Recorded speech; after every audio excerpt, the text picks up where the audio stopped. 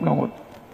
आज इथं परमपूज्य रामगिरी महाराज उपस्थित आहेत आणि शिवतेज, हिंदू धर्माचं तेज, हिंदू धर्माची पताका दिमाखात फडकती ठेवणारे ते खऱ्या अर्थाने योद्धे आहे म्हटलं तर वावगं ठरणार नाही.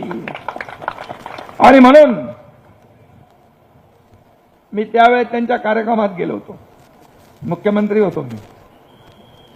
पण जेव्हा कधीही राजनिष्ठा ही धर्मनिष्ठा आणि आध्यात्मिक निष्ठा, ये आध्यात्मिक आणि धार्मिक हे राजनिष्ठेच्या वर असतं.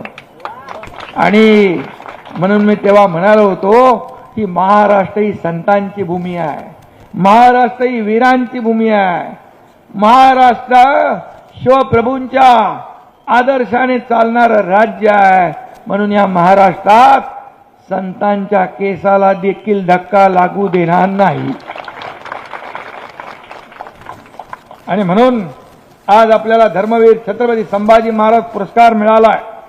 छत्रपतींच्या नावाच्या या पुरस्कारामुळे रामगिरी महाराजांच्या कार्याला अधिक नक्कीच बळ मिळाल्याशिवाय राहणार नाही. आणि म्हणून